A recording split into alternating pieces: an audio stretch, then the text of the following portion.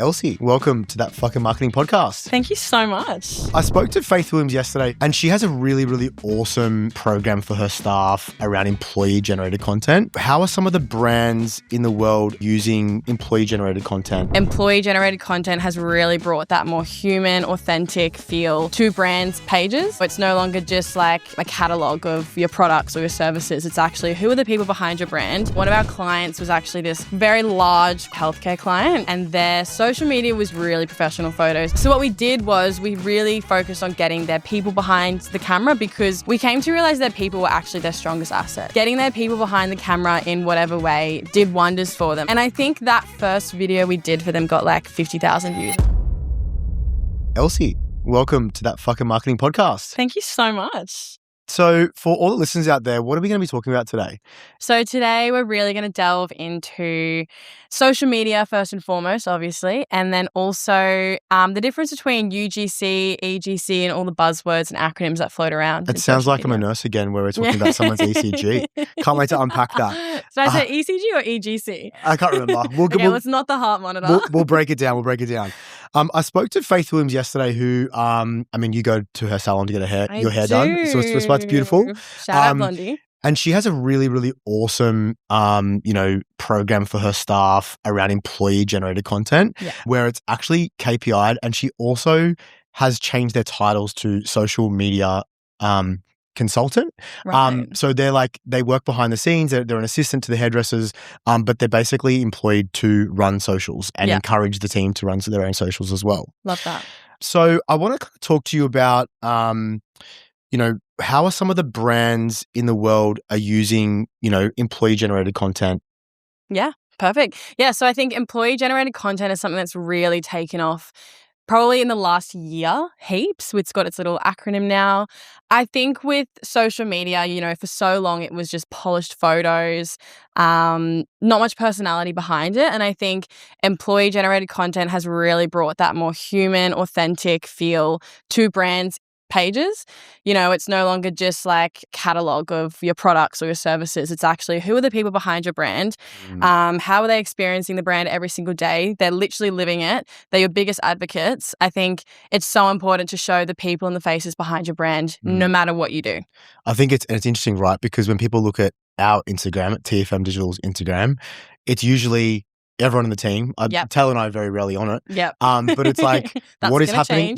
What's happening in the office, right? Like, exactly. What's everyone up to? What's everyone doing on the weekends? Like, exactly. And I think because we're a marketing agency, we're a service-based business. So obviously people are going to want to see who are the people servicing you, who are the people that are doing the day-to-day, who are the traders, who are the client services, who are the founders, who are the managers, what are they doing, what have they got to say? And I think it's funny at TFM because, we've got probably half the team doesn't love being in front of the camera, but it's so important to get everyone behind the camera at some point. Even if it means an extra little comment from one of their friends, that's so good for engagement as 100%. is. Yeah, it's great. Word of mouth is better than any paid ads. Exactly. And threw myself out of his job.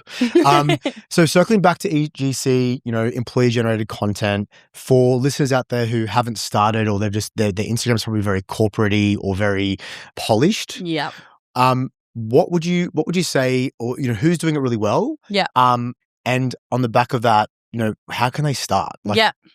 I think the thing with employee-generated content is people kind of hear it and think, well, we have to do silly TikTok dances.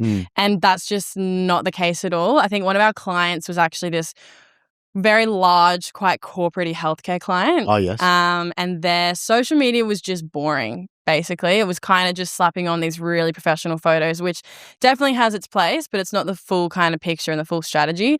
So what we did was we really focused on getting their people behind the camera because we came to realize that people were actually their strongest asset. They're a hospital. So getting their people behind the camera in whatever way did wonders for them. I think the first kind of one we did, they were a little nervous, they didn't want it to go wrong. So we first actually just posted it as a story instead of a reel, just in case it didn't land. They had they felt comfortable knowing it would be gone in 24 hours. And then when we finally did start posting more reels, it was actually just more like day in the life, what's your name? What do you do? Why do you love working here? And tell us about a day in your life.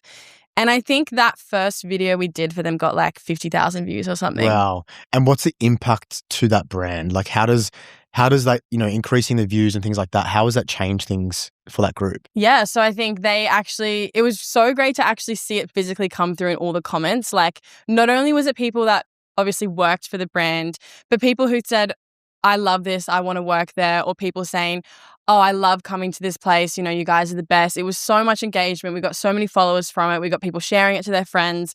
And we started kind of spreading the word that, this is a brand that actually really cares about you, and these are the people behind it every day that are here for you and helping you. It's not just a big, scary hospital group. Yeah. There's people there. Everyday people. Yeah, like you used to be a nurse. Yeah, I know. Yeah. Literally, that's why I said ECG. I'm thinking, oh my God, cardiac rhythms. Can't remember those things. Yeah, exactly. And that's awesome. And like, what formats from an EGC perspective do you think works? So obviously, there's multiple platforms now. Yeah.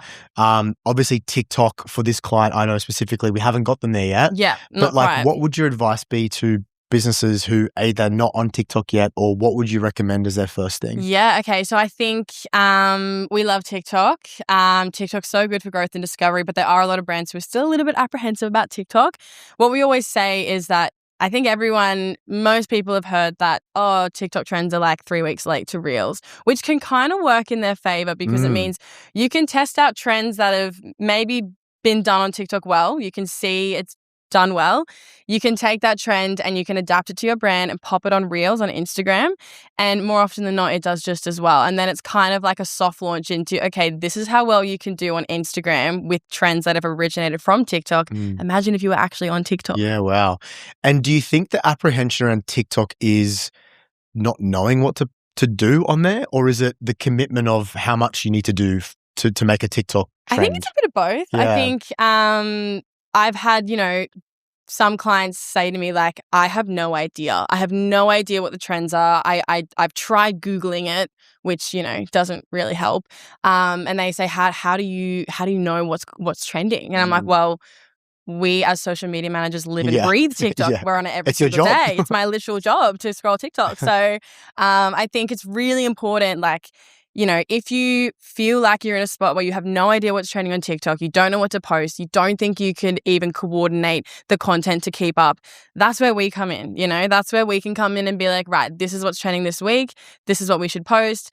This is how we can adapt it for your brand so that it's not just silly dances that have no meaning. There's actually a strategy behind it. I was going to ask you that because I know myself and Taylor, every time you go, do you want to film a TikTok? I'm like, oh God, what's a dance? We're so uncoordinated. So it's not silly dances. So what would a brand like, maybe not as corporate as a hospital group, but someone that's a bit more polished, what can they be posting on TikTok that's not the silly dances? Yeah, of course. Yeah, it's definitely not just silly dances. I mean, on our TikTok for TFM personally, we've seen a lot of educational videos do really well.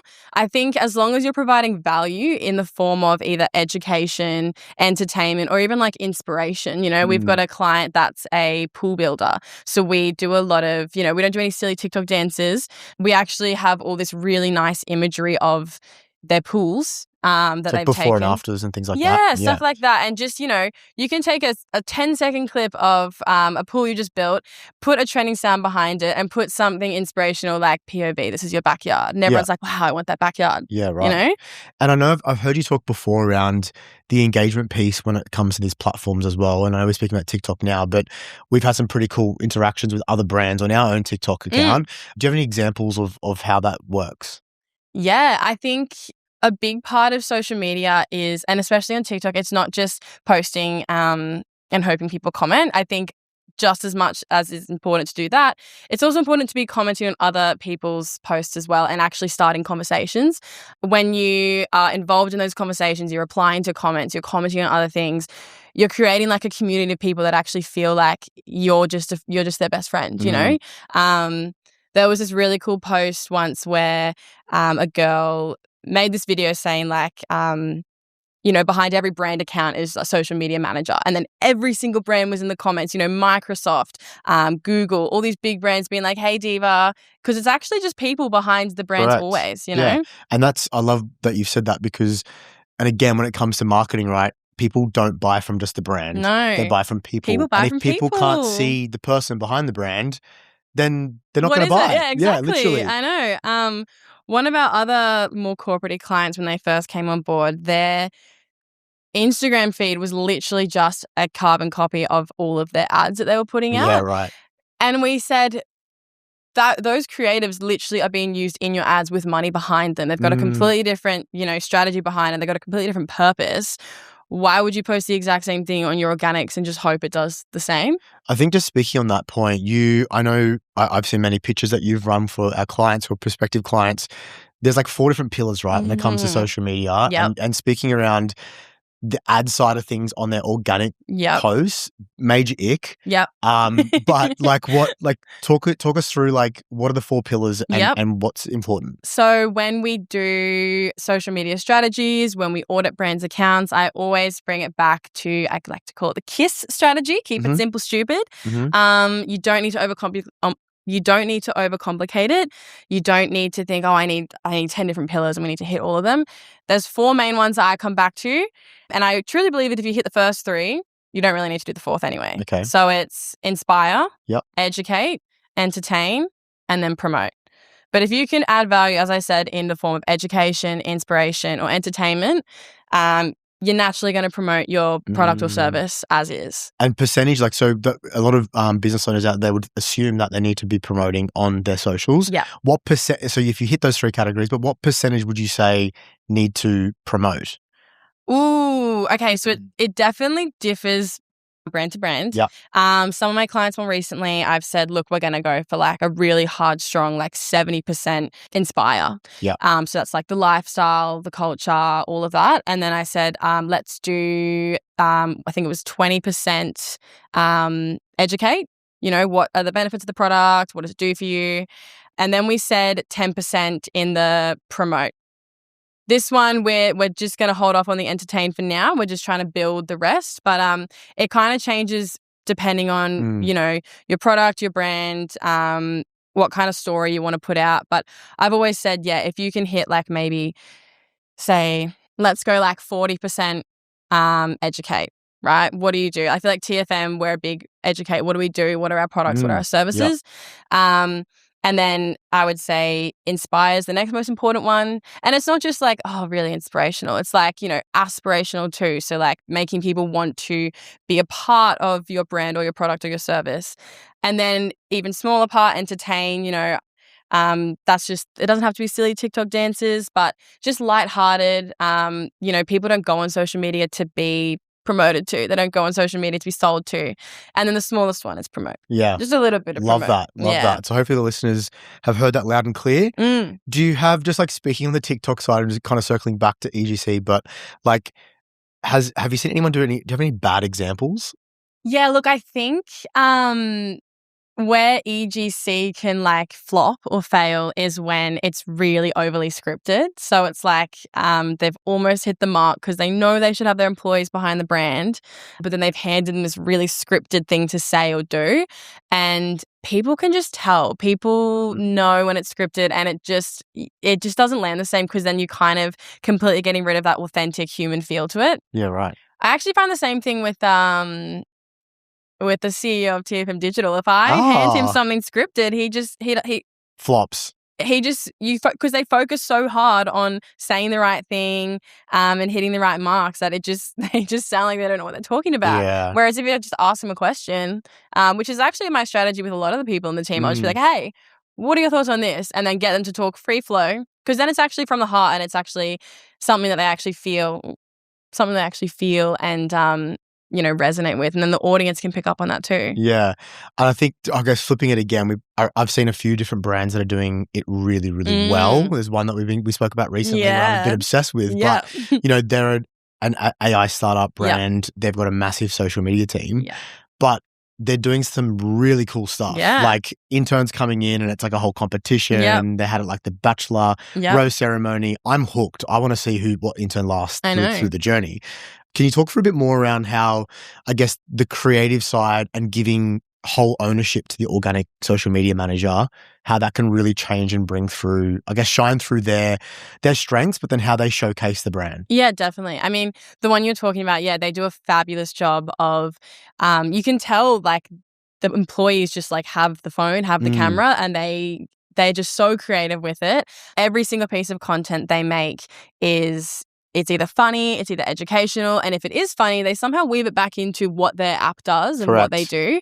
So you kind of get hooked in with the thought of just watching like a fun little video, and then at the end you're like, oh, okay, you might not even realize you're watching a brand account 100%. when you scroll on it when you're on Reels, and like I think something like 70% of time spent on Meta now is on Reels. That's crazy. So if you're just scrolling through Reels and you're just like, oh, funny video, funny video, funny video. Oh, this one's about a brand. That's cool. Didn't even realize. I mean, for me, I didn't even realize how it could help me as a business until I started engaging a lot more with their content. Exactly. And I was like, oh, okay, this is funny, but hey, that could actually really help me because it's this new AI tool that pulls in all your different apps into one area, so you've got like one platform to use. Yeah, and I think where some brands get worried is they think, oh, I just got to post these like silly little videos that mean nothing.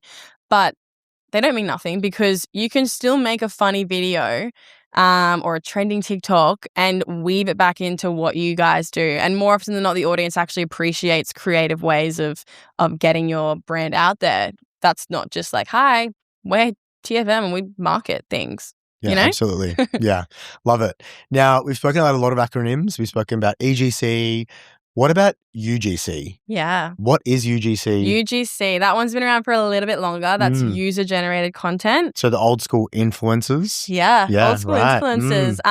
UGC can be like gifted. So you just like send someone a product and they make a video. It can be incentivized.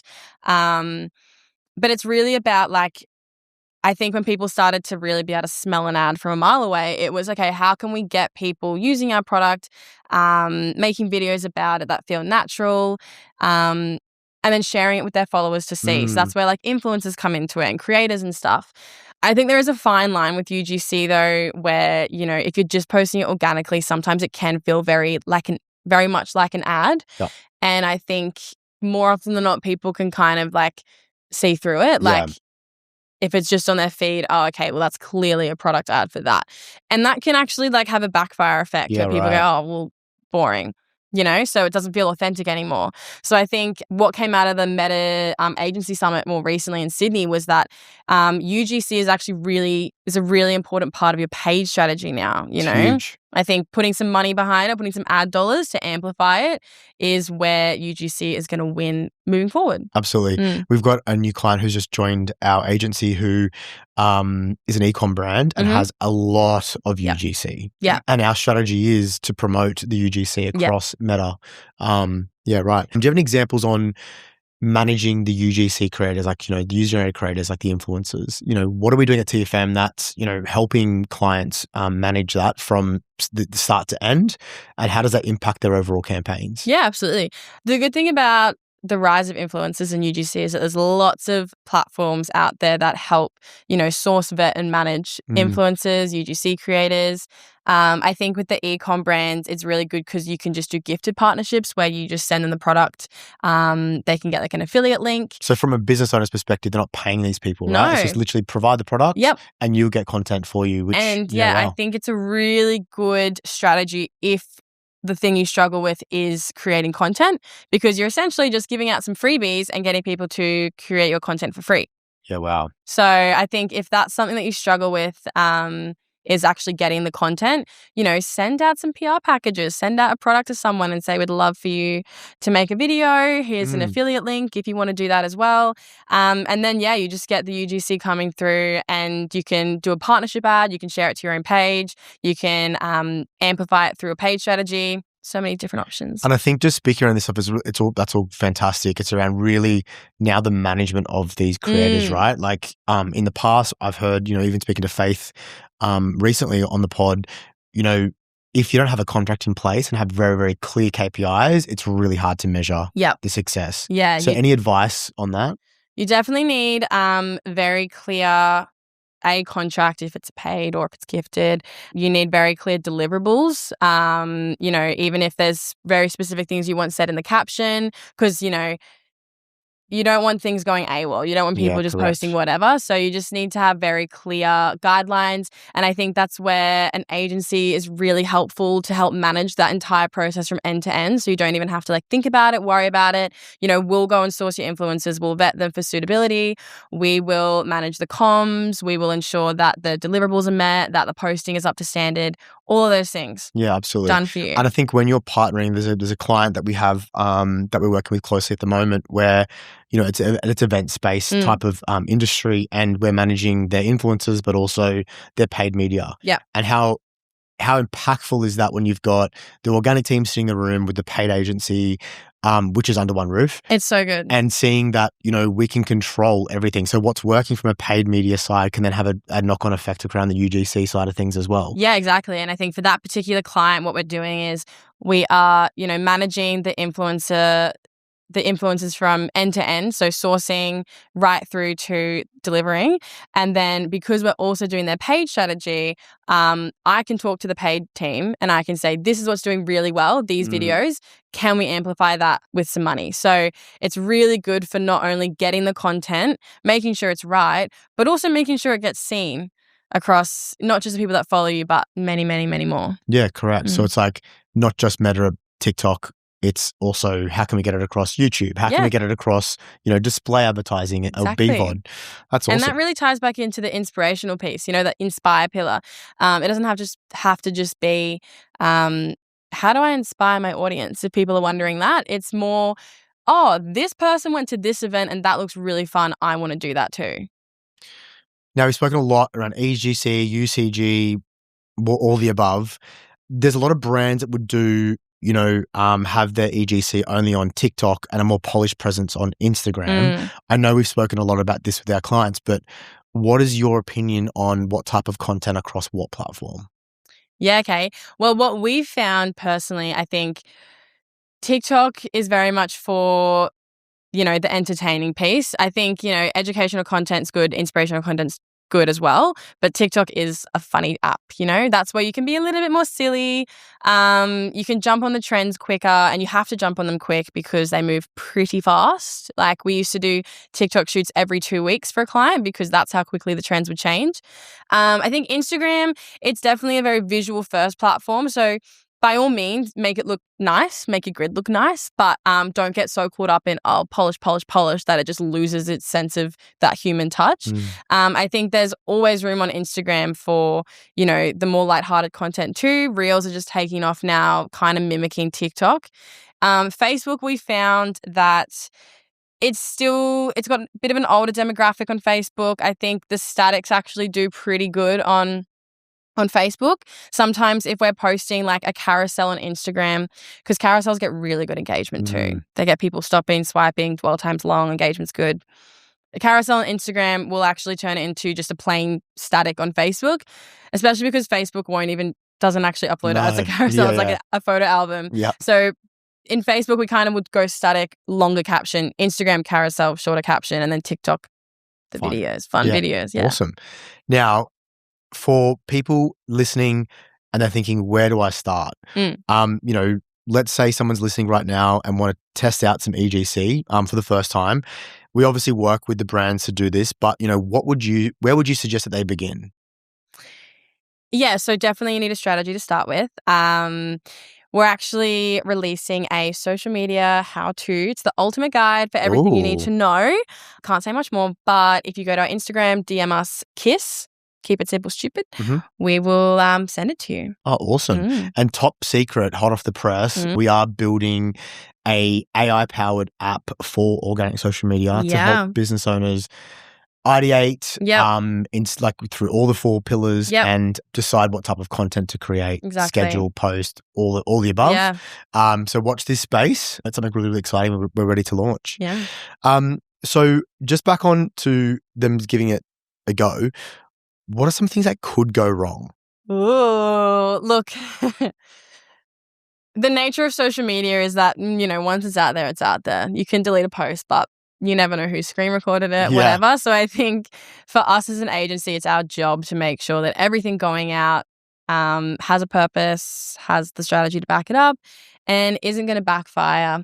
I think Things go wrong all the time, though. You know, you can think of almost any brand that's had to do an apology.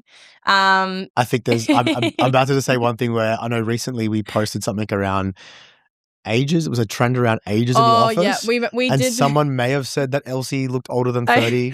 Yeah, look, okay, I've got thick skin though. We did that video where it's like, how old are you? And anyone born before 2000, we said we're dinosaurs. Yeah. That actually did really well on Facebook because we realized engagement hack piss off the old people. They were saying, it's not even old. It was a joke, clearly. But no, everyone came for me in the comments. They said, that chick looks 35. But lucky I've got thick skin. Someone actually stalked my Facebook profile, scrolled all the way to the bottom and said, is this you? You're not 15 here, you're 25. So things like that can happen, but you know, that was a bit of harmless fun. Yeah. And I guess like ensuring that things don't go wrong.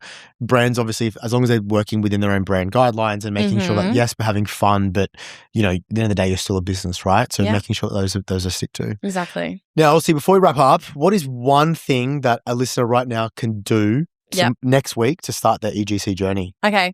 I think something's better than nothing. You know, I think people get kind of like frozen stuck because they don't know what to do. Just start really simple, day in the life. You know, come with me to work a day in social media, that sort of stuff. Or, you know, sit down and film a video about something you're really passionate about or really like you want to get out there. You know, if you're really keen on a topic or you really want your listeners to kind of know what you're all about, sit down, set up the camera. Hi, guys. My name's Elsie. I'm a social media manager, and this is my top 3 tips for blah, blah, blah. Yeah, wow. You know, it's not as hard. People get really scared about the camera, filming. I don't know how to edit. You don't need to. If you really just want to put something out there, something's better than nothing. So just have a seat, have a coffee, have a chat to the camera, post it. Sounds easy. See how you go. Yeah. Sounds so easy. Well, Elsie, thank you so much for joining us on That Fucking Marketing podcast. Where can listeners see our EGC?